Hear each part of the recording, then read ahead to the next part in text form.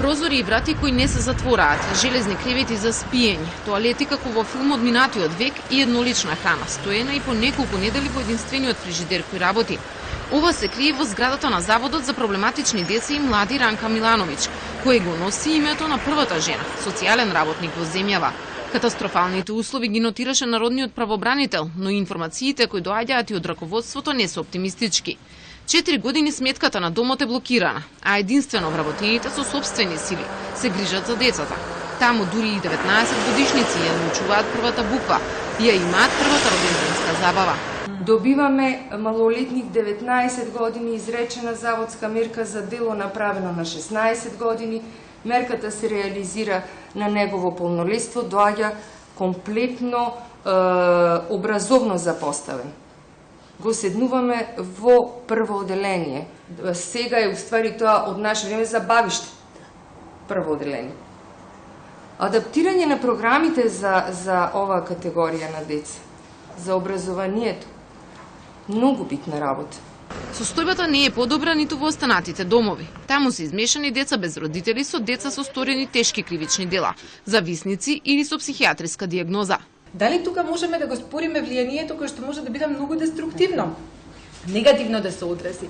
И практично сакајќи да го тоа девијантно однесување искорениме од однесувањето на поединецот, ние не сакајќи индиректно го јакнеме.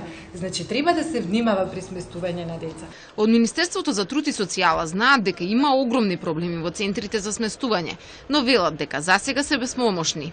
Ние како држава, ние како министерство можда сме требали пред време да реагираме и да осмислиме начин и систем на сместување на овие деца.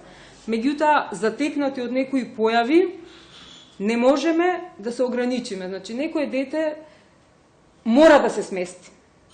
Каде да се смести? Тие се тие две установи кај што мораме да ги сместиме. Значи, не дека е надвор од законот, не од надвор. Значи, меѓутоа, додека се направи некој систем, додека се озмисла некои форми кај што ќе биде сместени, значи во моментот тоа дете не сме да остане на улица. После ненајавените посети, омбудсманот ја отвори темата за ефективноста на синџирот од институции, во кои се превоспитуваат проблематичните деца. Утврди дека тие имаат обратен ефект. Дали само ја префрламе грижата од едниот орган на другото, заради тоа што во моментот кога ќе пристигне во установата е таа која што треба да се грижи за нив, а тие што ги упатуваат ќе чекаат да алармираат установите за нивно несоодветно однесување или неможност да работат со нив, и прашање е дали се превземаат мерки и колку тие мерки ефикасно делуваат на подобрување на поведението.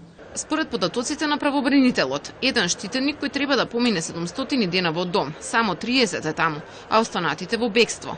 Со ова неговите можности за ресоциализација се минимални, а ризикот од повторување на делата максимален. Според домовите пак, речиси 50% од децата се со позитивни резултати по излегувањето од таму. Сепак едногласни се дека мора да се најдат и алтернативни казни за деца кои го прекршале законот.